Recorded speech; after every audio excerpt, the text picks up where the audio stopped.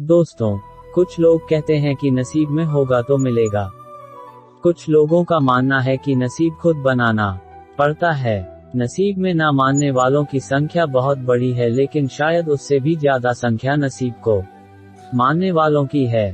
खासकर हमारे देश भारत में तो काफी ज्यादा है।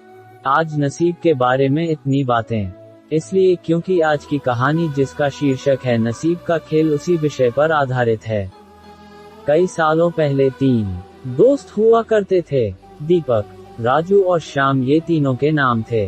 दीपक और राजू अच्छे खासे धनवान परिवार से ताल्लुक रखते थे। श्याम बेहद गरीब और साधारण परिवार का था। पैसों के मामले में इतनी असमानताएं होने के बावजूद तीनों की दोस्ती ऐसी थी कि वह एक दूसरे के लिए कुछ भी करने के लिए तैयार हो जाते थे। दोनों धनवान दोस्तों ने अपने गरीब दोस्त की परिस्थिति बदलने के लिए उसकी कई बार मदद की थी, लेकिन उसकी परिस्थिति में कोई भी बदलाव नहीं होता था। वह कहते हैं ना कि समय से पहले और नसीब से ज्यादा किसी को कुछ नहीं मिलता। बस ऐसा ही कुछ श्याम के साथ होता था। तीनों ही जवान हो गए। दोनों धनवान दोस्त अपना अपना व्यापार अच्छे से करने लगे और पहले से भी ज्यादा धनवान बनते चले गए। श्याम की हालत बद से बदतर होती गई। अपने दोस्त की बिगड़ती हुई हालत देखकर दीपक और राजू ने उसके लिए कुछ करने का फैसला किया। दोनों ने 100 सोने के सिक्के एक थैली में रखे और श्याम को देते हुए कहा, तुम इनसे कोई व्यापार शुरू करो और पैसे कमाओ और अपनी गरीबी दूर करो।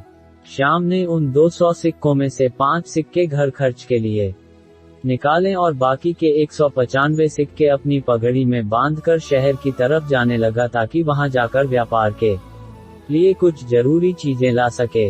वो गांव से कुछ दूर ही पहुंचा था कि आसमान से एक चील उड़ती हुई आए और उसकी पगड़ी उड़ा कर ले गई। श्याम ने उसका काफी पीछा किया, लेकिन चील इतनी ऊंची और तेज उड़ी कि उसको आखिरकार हार मानकर अपने घर लौटना पड़ा। कुछ दिन बीतने के बाद जब दीपक और राजू श्याम की हालत का जायजा लेने के लिए उसके घर गए, तो उन्हें श्याम की हालत में रत्ती भर का भी फर्क नजर नहीं आया।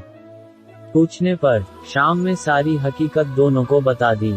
राजू को उसकी बातों पर भरोसा नहीं हुआ, लेकिन दीपक ने उसका विश्वास कर लिया। दीपक ने फिर से उसे 200 सोने के सिक्के दिए और बोला, फिर से कोशिश करो।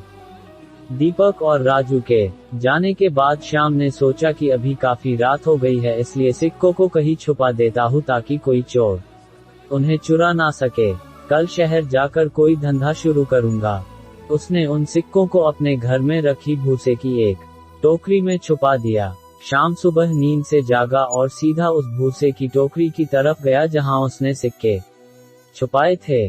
उसने घर में काफी ढूंढा, लेकिन उसे वह भूसे की टोकरी कहीं नहीं दिखाई दी। उसने अपनी माँ से पूछा तो माँ ने बताया कि उसे सब्जी खरीदनी थी और घर में पैसे नहीं थे, इसलिए उसने उस भूसे की टोकरी के बदले सब्जी खरीद ली। शाम आखिर करता भी क्या, वह अपनी किस्मत को कोसता रह गया।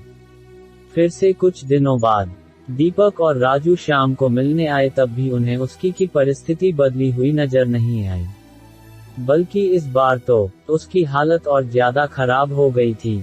उसके कपड़े फट चुके थे और घर में कपड़े सीने के लिए सुई तक नहीं थी।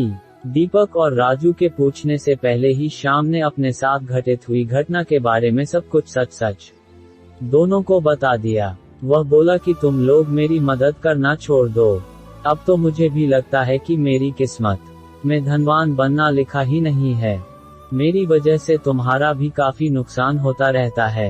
राजू को अपने दोस्त की ऐसी हालत देख उस पर दया आ गई, लेकिन वह जानता था कि वह चाहे कितनी भी उसकी मदद करने की कोशिश करे, उसका परिणाम बिल्कुल निष्फल रहता है। इसलिए वह तुरंत बाजार जाकर एक सुई खरीद कर लाया और उसने श्याम को वह सुई दे दी। राजू और दीपक के जाने के बाद श्याम ने अपनी माँ से कहकर अपने फटे कपड़े सिलवा लिए। उसी रोज उनके पड़ोस में रह रहे मछुआरे की बीवी उनके घर आए और सुई मांगने लगी। वह बोली, मेरे पति को मछलियां पकड़ने जाना है, लेकिन हमारा मछली पकड़ने का जाल कई जगह से फट चुका है। अगर आपके पास सुई है तो मेरी मदद कर दीजिए, इसके बदले में मैं आपको एक अच्छी सी मछली देकर जाऊंगी। श्याम की माँ ने उस महिला को सुई दे दी। अगले दिन वह महिला एक बड़ी सी मछली के साथ